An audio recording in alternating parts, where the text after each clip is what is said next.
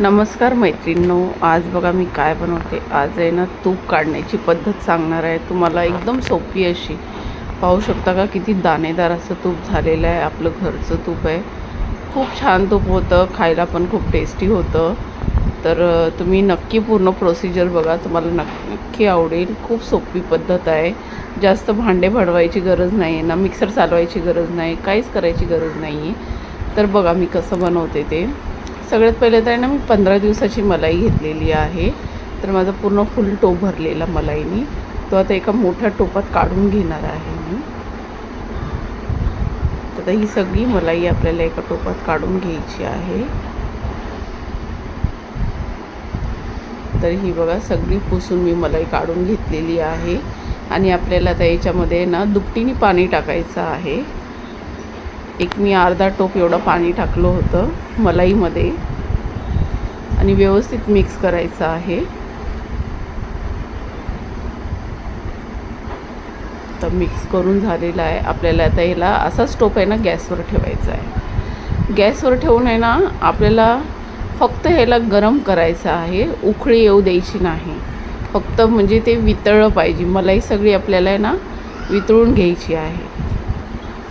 तर असंच हलवून मी सगळं मलाई वितळून घेतली होती. आता बघा इथं मलाई सगळी वितळलेली आहे. मी फक्त गरम करून घेतलेलं आहे. तर बघा सगळी मलाई वितळलेली आहे. आता याला आहे ना खाली काढून घेऊया आपण आणि याला थोडा वेळ थंड करून घ्यायचं आहे. हे बघा आता थोडा वेळ थंड करून घ्यायचं. एक 5-10 मिनटं मी साईडला ठेवून दिलेलं होतं. इथं दुसरा टोप पण घेतलेला आहे. तर याला थंड करून घ्यायचं आहे.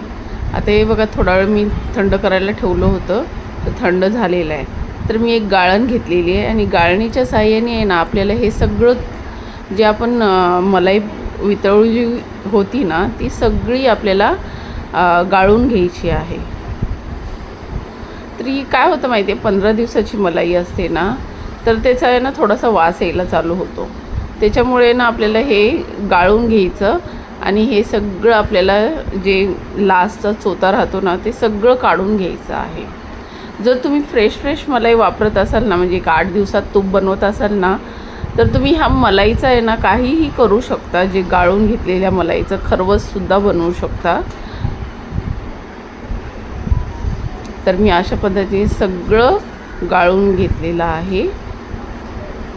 तर बघा पूर्ण जरा पण आपल्याला त्याच्यामध्ये ठेवायचं नाही. सगळं असं सुक्कं करून गाळून दाबून सगळं गाळून घ्यायचं आहे.